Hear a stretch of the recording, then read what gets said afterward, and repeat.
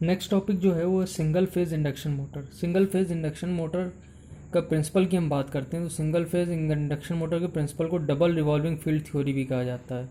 तो double revolving field theory क्या होती है, ये इस तरीके से क्वेश्चन भी पूछा जा सकता है और दूसरा तरीके से ये क्वेश्चन पूछा जा सकता है, why single phase induction motor is not self starting. तो single phase induction motor self starting नहीं होती है। अब ये क्यों नहीं होती है, अब हम इसके प्रिंसिपल के अकॉर्डिंग हमें समझ में आ जाएगा। डबल रिवॉल्विंग फील्ड थ्योरी यही समझाती है कि single phase induction motor self starting क्यों नहीं होती। डबल रिवॉल्विंग फील्ड थ्योरी ये कहते हैं कि जब स्टेटर में हम सिंगल फेज सप्लाई देते हैं तो आपको थ्री फेज इंडक्शन मोटर का प्रिंसिपल मालूम है। उसमें जैसे करते हैं हम कि स्टेटर में हम क्या करते हैं कि स्टेटर में हम थ्री फेज एसी सप्लाई देते हैं। यहाँ पे हमारे पास स्टेटर में सिंगल फेज एसी सप्लाई है। रोटर वैसे स्क्विरल केज होता है जैसे उसमें होता था, ठीक है। तो स्टेटर में जब हमने सिंगल फेज सप्लाई दिए तो सिंगल फेज सप्लाई आप जानते हैं कि एक बार फर्स्ट हाफ में वो पॉजिटिव हाफ में होती है, सेकेंड हाफ में वो नेगेटिव हाफ में होती है। तो डबल रिवॉल्विंग फील्ड थ्योरी इस तरीके से इसको समझाती है कि एक बार, क्योंकि एसी का रोटेशन, एसी का जो वेव है वो बार बार डायरेक्शन चेंज करती है। तो एक बार एसी करंट का फ्लो एक डायरेक्शन में होगा, एक बार एसी करंट का फ्लो दूसरे डायरेक्शन में होगा, ठीक है। तो इससे क्या होगा कि वो डबल रिवॉल्विंग फील्ड थ्योरी ने इस तरीके से इसको समझाया कि यहाँ पे क्या हो रहा है कि दो टॉर्क डेवलप हो रहे हैं, ठीक है। दो टॉर्क डेवलप हो रहे हैं अपोजिट डायरेक्शंस में। एक है फॉरवर्ड टॉर्क, ठीक है, और दूसरा है बैकवर्ड टॉर्क। जो फॉरवर्ड टॉर्क है और जो बैकवर्ड टॉर्क है वो इक्वल एंड ऑपोजिट है। तो क्योंकि एक एसी की जब half cycle, positive half cycle होगी तो वो एक डायरेक्शन में टॉर्क लगाएगी और जो नेगेटिव हाफ साइकिल होगी वो उसके अपोजिट डायरेक्शन में टॉर्क लगाएगी और वो दोनों टॉर्क इक्वल एंड ऑपोजिट होंगे। तो जो नेट टॉर्क है वो ज़ीरो हो जाएगा।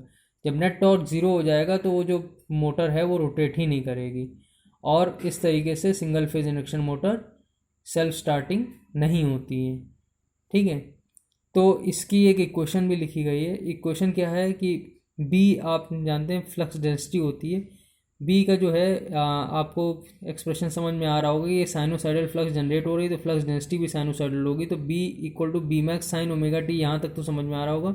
लेकिन यहाँ पे एक एडिशनल टर्म लगा हुआ है कॉज अल्फ़ा। तो ये जो कॉज अल्फ़ा है ये क्या है, इस पर ध्यान देते हैं। तो कॉज अल्फ़ा क्या, अल्फ़ा जो है वो स्पेस डिस्प्लेसमेंट एंगल है from axis of stator winding, measured from axis of stator winding. तो स्टेटर वाइंडिंग से फेज डिस्प्लेसमेंट एंगल है। एक्चुअली में होता क्या है कि स्टेटर वाइंडिंग का भी एक्सिस होता है और रोटर वाइंडिंग का भी एक्सिस होता है। तो स्टेटर वाइंडिंग और रोटर वाइंडिंग के बीच में, क्योंकि बात आप ये समझिए कि जब भी पोल्स के पास मशीन रहती है तो पोल्स के पास जो है फ्लक्स डेंसिटी हाई होती है और दूर जाने पे फ्लक्स डेंसिटी चेंज होती है। तो यहाँ पे कॉज अल्फ़ा का फैक्टर उसकी वजह से आ रहा है कि पोल्स से डिस्टेंस क्या होगा उसके अकॉर्डिंगली जो फ्लक्स डेंसिटी है वो वेरी करेगी। तो इस एक्सप्रेशन को हम क्या लिख सकते हैं, B max sine omega t cos alpha को अगर हम इसमें 2 से मल्टीप्लाई कर दें और 2 से डिवाइड कर दें तो 2 साइन ए कॉस बी का फॉर्मूला बन गया। तो ये हो गया साइन ए माइनस बी प्लस साइन ए प्लस बी का फॉर्मूला। तो यहाँ पे ये जो है ये बन जाएगा हाफ बी मैक्स। इसी को ट्रिग्नोमेट्री से यही फॉर्मूला यूज़ करके 2 साइन ए कॉस बी का फॉर्मूला यूज़ करके इसको सॉल्व किया गया है। तो आप देख सकते हैं कि half B max sine omega T minus alpha और half B max sine omega T plus alpha. तो ये दोनों चीज़ें हैं। तो ये दो एक्सप्रेशन बनते हैं इसमें। दो पहले एक्सप्रेशन को, ये जो है ओमेगा टी माइनस अल्फ़ा वाले को फॉरवर्ड फील्ड बोल दिया गया, sign omega T plus alpha वाले को बैकवर्ड फील्ड बोल दिया गया है। आप इसका उल्टा भी ले सकते हैं तो कोई फ़र्क नहीं पड़ेगा। अगर आप sign omega T plus alpha को फॉरवर्ड फील्ड बोल दें और उसको बैकवर्ड फील्ड बोल दें ओमेगा टी माइनस अल्फ़ा वाले को, तो भी कोई दिक्कत नहीं है। तो यहाँ पे आपको समझ में आ गया होगा कि इसको ऐसे भी एक्सप्लेन किया गया है कि दो रोटेटिंग मैग्नेटिक फील्ड हैं और मैग्नेटिक फील्ड जो है वो दोनों सिंक्रोनस स्पीड से रोटेट कर रहे हैं अपोजिट डायरेक्शन में, और जब अपोजिट डायरेक्शन में रोटेट कर रहे हैं तो नेट टॉर्क जो उनके द्वारा है वो ज़ीरो है। तो अब इसको कैसे सेल्फ स्टार्टिंग बनाया जाए, इसको रोटेटिंग करने वाली मोटर कैसे बनाया जाए। तो अगर इसमें हम ये कह रहे हैं कि इनिशियल टॉर्क अगर दे दिया जाए किसी भी डायरेक्शन में, क्लॉकवाइज या एंटी क्लॉकवाइज डायरेक्शन में, तो जिस डायरेक्शन में भी नेट टॉर्क आप दे देंगे तो उस डायरेक्शन में क्या होगा, उस डायरेक्शन में टॉर्क जो है वो हाई हो जाएगा। उस डायरेक्शन में टॉर्क के हाई होने से क्या होगा कि नेट टॉर्क उसी डायरेक्शन में लगने लगेगा। तो अगर आपने एंटी क्लॉकवाइज डायरेक्शन में एक तरफ से टॉर्क दे दिया एक्सटर्नल फोर्स से, आपने किसी एक्सटर्नल फोर्स से उस पर टॉर्क लगा दिया, तो क्या होगा, वो एंटी क्लॉकवाइज डायरेक्शन में रोटेट करने लगेगा। अगर आपने क्लॉकवाइज डायरेक्शन में दे दिया तो नेट टॉर्क जो है वो क्लॉकवाइज डायरेक्शन में हो जाएगा और वो मोटर हमेशा क्लॉकवाइज डायरेक्शन में ही रोटेट करेगी। ये बात आपको समझ में आ रही होगी। तो ये है डबल रिवॉल्विंग फील्ड थ्योरी की प्रॉब्लम क्या है, मतलब प्रॉब्लम ये है कि ये क्यों रोटेट नहीं करती, क्योंकि equal and opposite net torques लगते हैं और इक्वल एंड ऑपोजिट टॉर्क का रिजल्टेंट जो है वो ज़ीरो आता है। और अगर हम, और इसका हल क्या है, इसका हल ये है कि इसको एक डायरेक्शन में नेट पॉजिटिव टॉर्क दे दिया जाए तो उसी डायरेक्शन में रोटेट करने लगे, मतलब एक्सटर्नल मीन से हम एक तरफ घुमा दें उसको, मोटर को किसी चीज़ से, ठीक है, या कुछ ऐसा सर्किट बनाए कि उसको एक तरफ घूम जाए, तो उससे क्या होगा कि वो उसी डायरेक्शन में फिर घूमती रहेगी, क्योंकि नेट टॉर्क उसी डायरेक्शन में आता रहेगा। तो इसी का ये जो है फेस स्प्लिटिंग टेक्निक जो है वो यही टेक्निक है कि इसको सेल्फ स्टार्टिंग कैसे बनाया जाए। तो ये देखिए सिंगल फेज इंडक्शन मोटर का ये जो आपको दिखाया गया है, ये रोटर दिख रहा है आपको, ठीक है।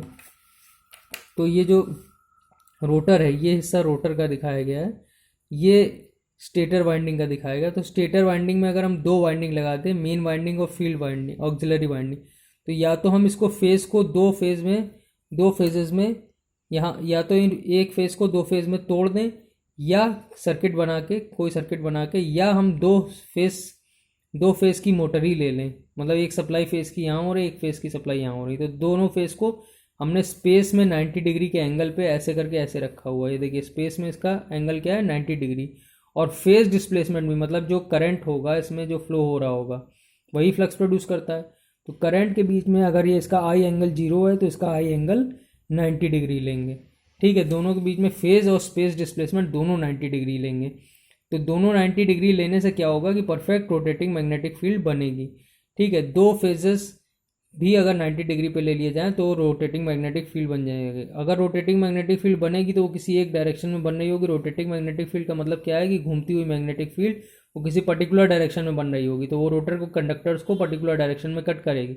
और जब वो रोटर के कंडक्टर्स को कट करेगी तो उसमें फ्लक्स ईएमएफ इंड्यूस होगा, ईएमएफ इंड्यूस होगा तो करंट फ्लो होने लगेगा। रोटर के करंट कंडक्टर्स को हम पहले से ही शॉर्ट सर्किट करके रखते हैं, और जब करंट फ्लो होने लगेगा तो करंट कैरिंग कंडक्टर जब रोटेटिंग मैग्नेटिक फील्ड में आएगा तो उसी डायरेक्शन में वो रोटेट करने लगेगा, ठीक है। तो हमने क्या किया कि एक फेज को, या तो हमने कुछ सर्किटरी लगा के उसको दो फेज में कन्वर्ट कर दिया, या हमने दो फेज की मोटर ही ले ली। तो अगर ऐसा करेंगे तो क्या होगा कि इन दोनों फेजेस की हेल्प से रोटेटिंग मैग्नेटिक फील्ड बन जाएगी।